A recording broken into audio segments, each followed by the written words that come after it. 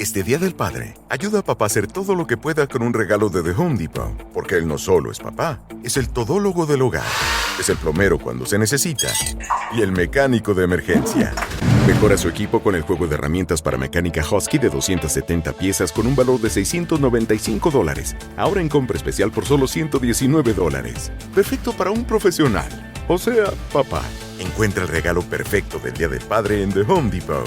Haces más, logras más. 7 y 1 minuto en las Islas Canarias. Vamos con las noticias de las 8 con la ayuda de doña Carmen Carbonell. Actualizamos la información a esta hora de la mañana contándoles cómo van las negociaciones de paz para que termine la guerra en Ucrania. Vladimir Putin ha enviado una serie de condiciones para que Rusia cese los ataques.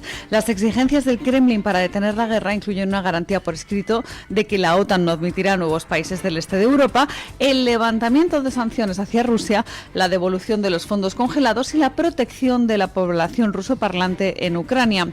Por su parte, Kiev ha querido dejar claro que son un país soberano como para decidir su futuro geopolítico e insisten en que lo primero que debe hacer Rusia es acordar un memorándum de alto el fuego antes de sentarse en la mesa de negociación.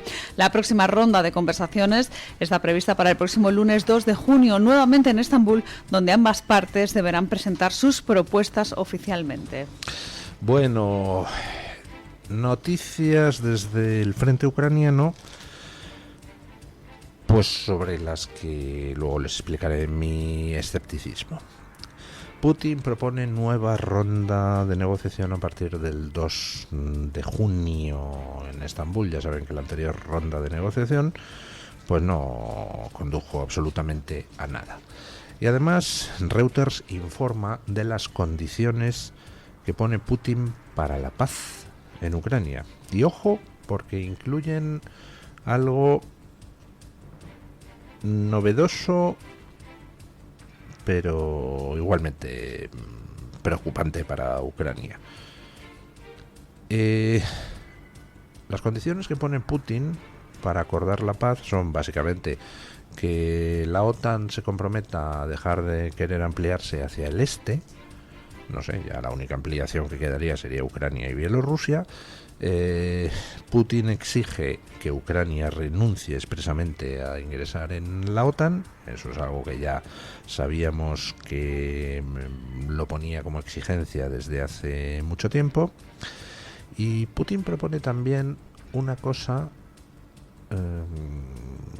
pues que choca con lo que estaba proponiendo hasta ahora, porque en lugar de proponer quedarse con territorio ucraniano, que no me queda muy claro si lo sigue exigiendo o no, lo que hace Putin es pedir garantías de que se respete a los rusófonos en Ucrania. Con lo cual me parece entender que lo que quiere Putin, lo que está diciendo es que quiere en Ucrania un régimen títere que deje de lado cualquier pulsión nacionalista antirrusa. Básicamente entiendo que es eso lo que está proponiendo.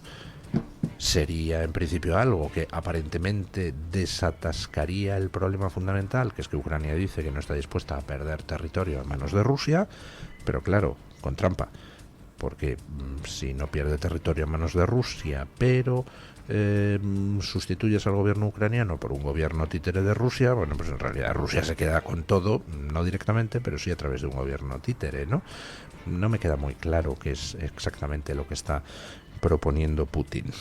A eso ha contestado Ucrania que antes de hablar de acuerdo de paz hay que acordar un alto el fuego. Con lo cual, mi vaticinio es que, de nuevo, esta ronda de negociaciones fracasará. Y fracasará fundamentalmente pues porque el tiempo juega a favor de Putin. A Putin no le interesa en estos momentos llegar a un acuerdo de paz de ninguna de las maneras. No va a llegar a un acuerdo de paz antes de que llegue el próximo invierno. Ya no. ¿Por qué? Pues porque está avanzando. En estos momentos, ayer me retuiteaba un hilo al respecto, en estos momentos Putin ha lanzado una ofensiva que amenaza con embolsar a los ucranianos en toda la zona de Constantinilla. Putin sigue avanzando a un coste terrible en vidas, sí, pero sigue avanzando en territorio ucraniano y ahora empieza la ofensiva de verano.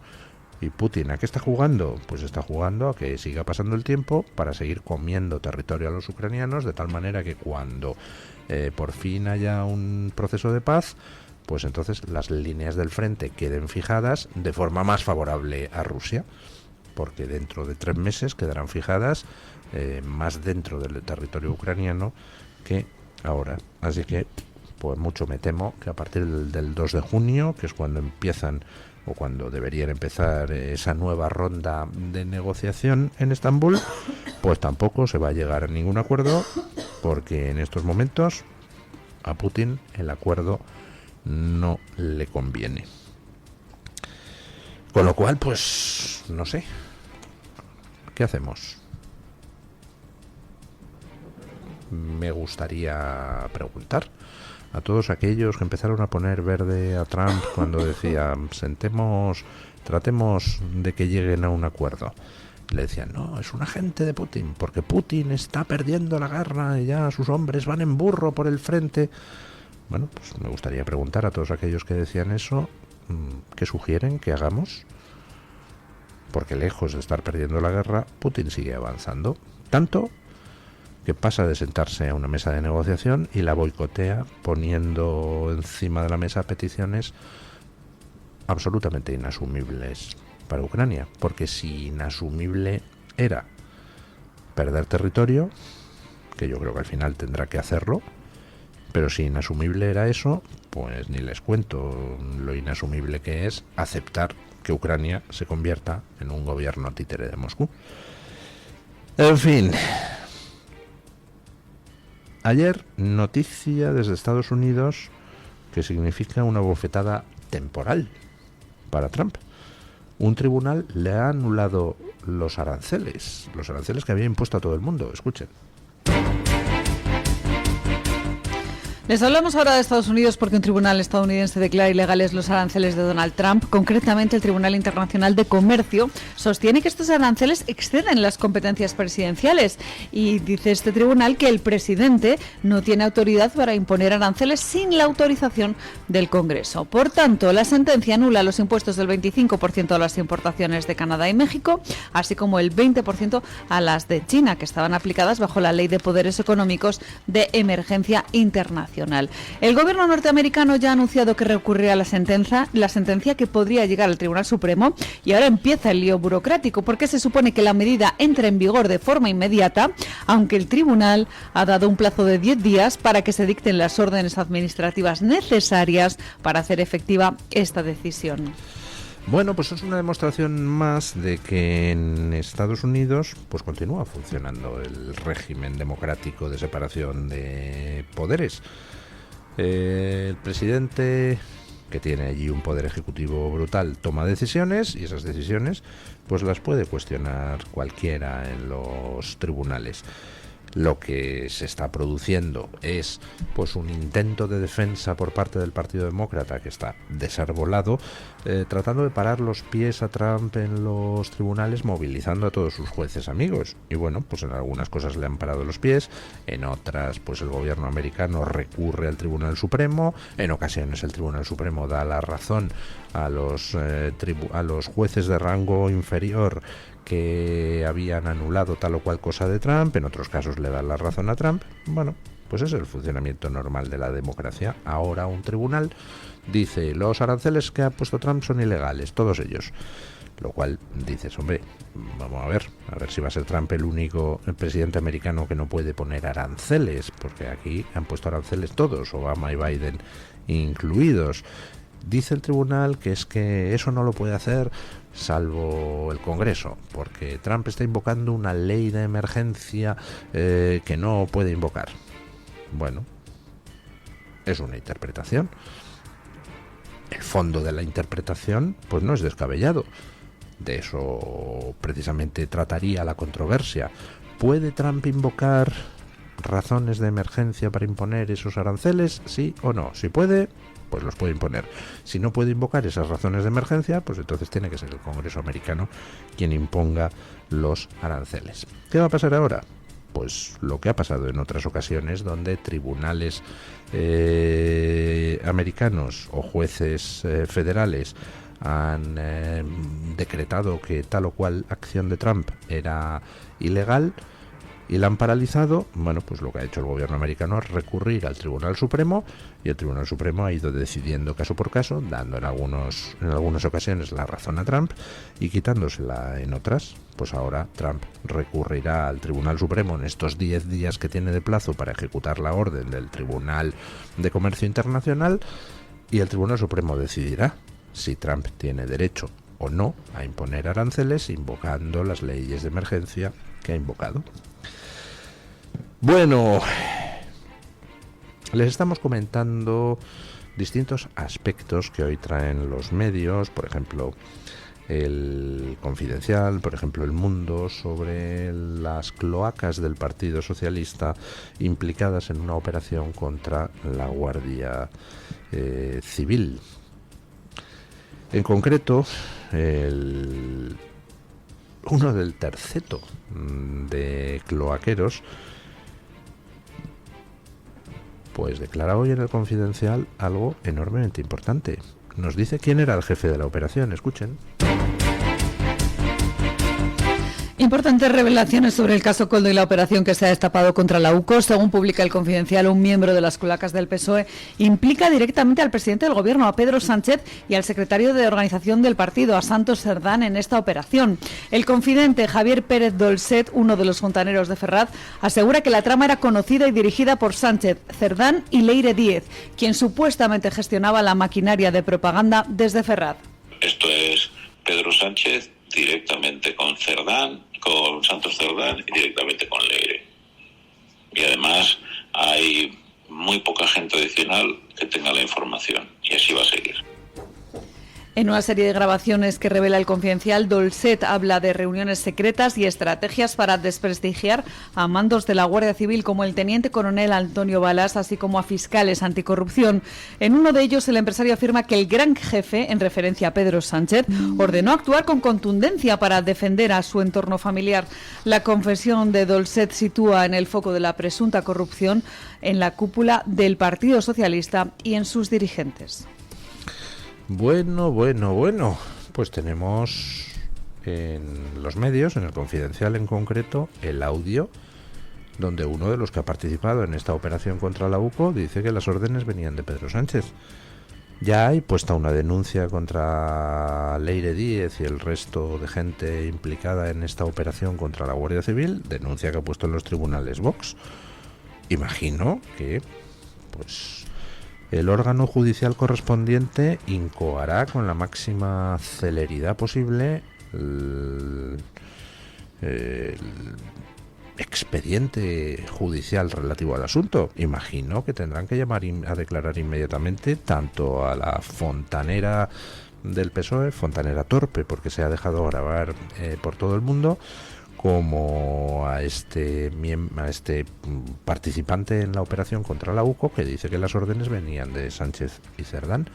¿Tendremos la suerte de poder ver a Sánchez en el banquillo, al menos por esto contra la UCO? Casi les diría que es de lo menos grave que ha hecho, porque hay otras cosas con resultado de muerte, culpa de Pedro Sánchez. Pero bueno, pues hombre, si le vemos en el banquillo por esta operación contra la UCO, pues al menos me daría por satisfecho de verle en el banquillo por algo. No creo que haga falta mucha más información para abrir un procedimiento judicial, ¿no? Tenemos la declaración de uno de los implicados en una operación ilegal contra la UCO, señalando que las órdenes vienen de Sánchez. ¿Qué más hace falta? ¿Alguna póliza o alguna cosa? Espero que no. Estamos viendo cómo ese grupo de miembros de las cloacas del PSOE estuvo maniobrando para tratar de dejar en nada todas las causas de corrupción que se investigan contra Sánchez y su entorno y sus subordinados. De todos los aspectos de esa labor cloaquera para desactivar las causas por corrupción, hay uno especialmente asquerosito, que es el episodio del vídeo sexual, el episodio del intento de neutralización de un fiscal que estaba cometiendo el pecado de mantener abiertas y activas las causas de corrupción contra los separatistas.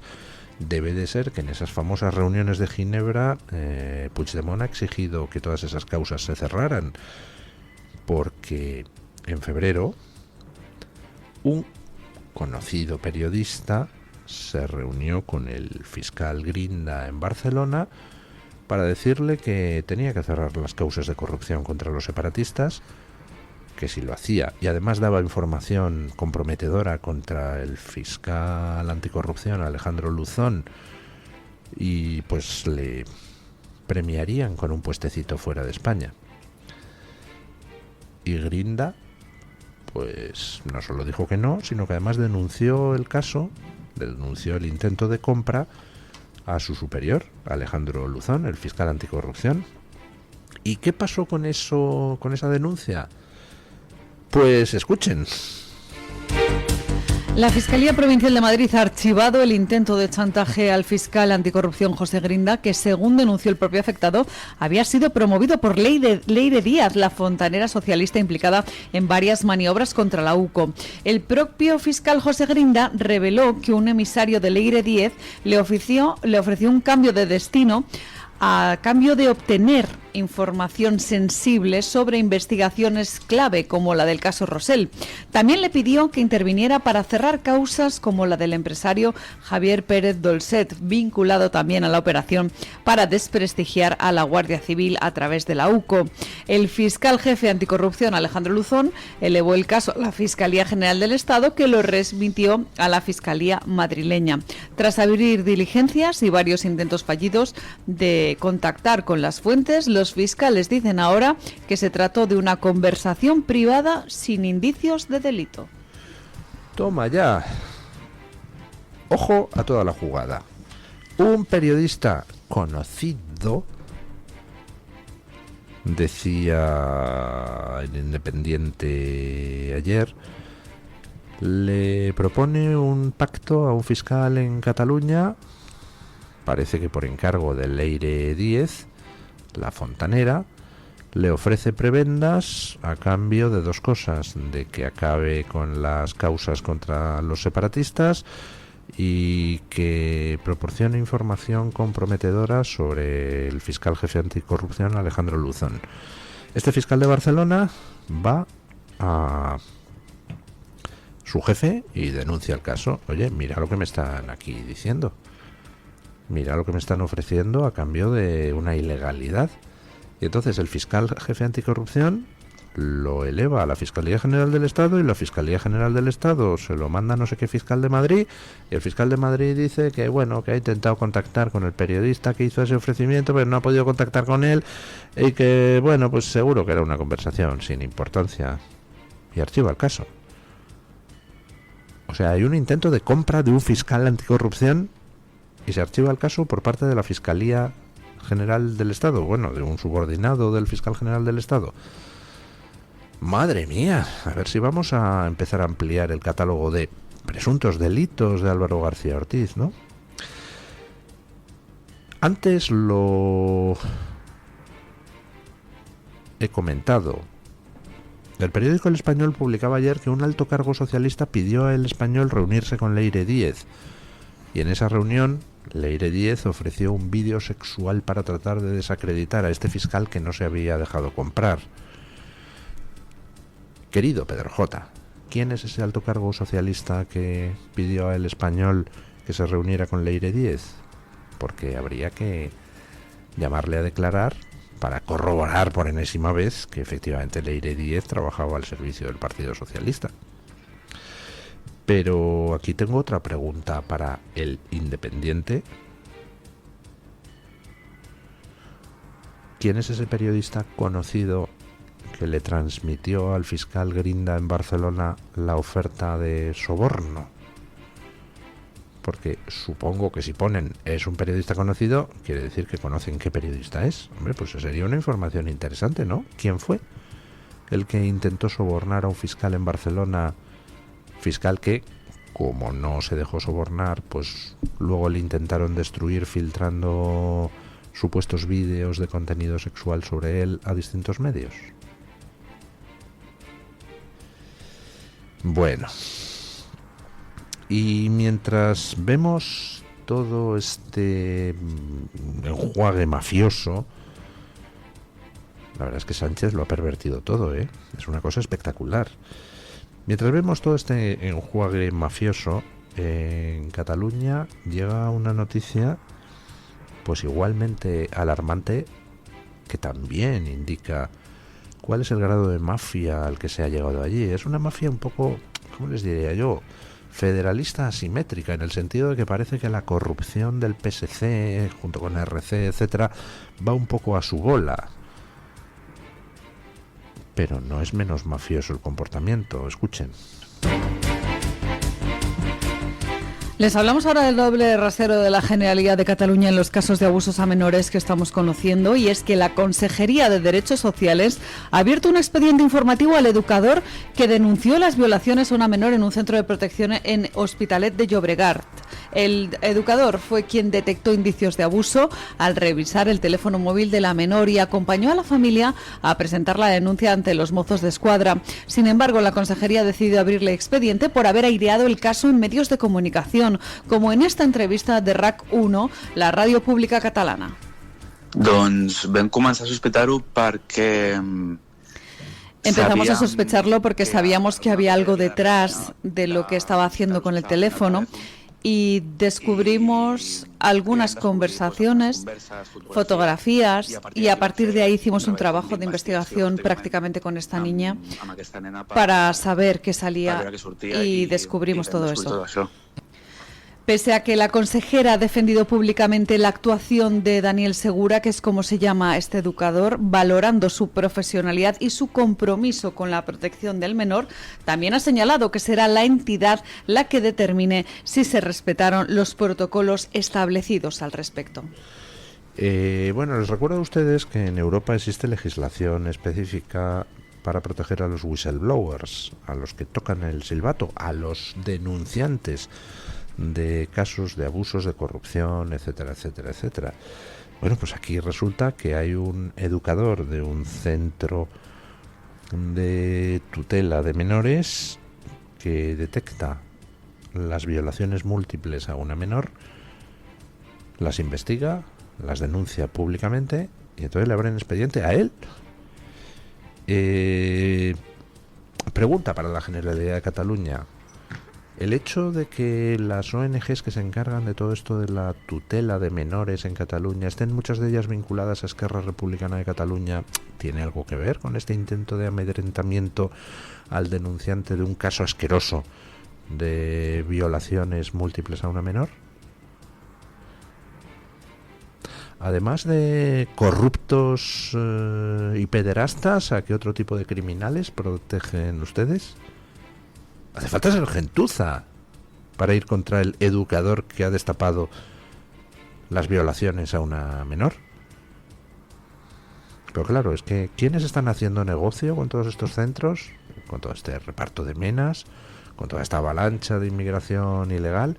Y claro, ¿cómo afectaría al negocio el hecho de que se sepa que a las menores en los centros tutelados las violan sin que quienes supuestamente se encargan de la tutela las protejan? Y para uno que trata de protegerla resulta que le denuncian a él. De todos los que hay en el Partido Socialista, Illa es el que tiene más cara de tonto, pero es el más malvado, con diferencia. Bueno, vamos con Williams Perdomo para que nos cuente qué trae hoy Voz Media en portada. Buenos días, don Williams. Muy buenos días, amigos de Mañanas en Libertad. En Voz seguimos informando sobre las noticias más importantes de Estados Unidos y el mundo.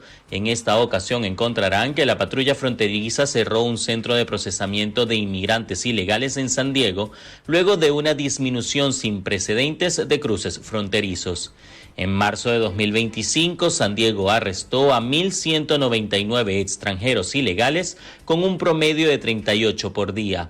Esto supuso un descenso del 186% en comparación con la misma fecha del año anterior. Entre tanto, horas después de que Donald Trump criticara la participación de un atleta transgénero en el atletismo intercolegial de California, el ente regulador modificó sus normas de clasificación. Según explicó el ente, cualquier estudiante atleta biológicamente femenina que no haya clasificado a la próxima fase del campeonato por haber obtenido una marca inmediatamente inferior a un competidor trans, podrá igualmente competir en la próxima etapa. La nueva normativa piloto se pondrá a prueba el próximo viernes y sábado en el campeonato de atletismo. Estas y otras noticias las pueden ampliar en nuestra página web y en nuestras distintas plataformas digitales. Bueno, muchísimas gracias, don Williams. The Home Depot tiene el regalo ideal para el papá que hace de todo por su familia, como tener el césped cuidado y el patio limpio para disfrutar más del verano juntos. Dale más potencia a los proyectos de papá con las herramientas inalámbricas para exteriores de Ryobi en The Home Depot, como el kit de recortadora de cuerda Ryobi de 40 voltios por solo $159. El mejor regalo para papá lo encuentras en The Home Depot. Haces más, logras más. Sujeto a disponibilidad.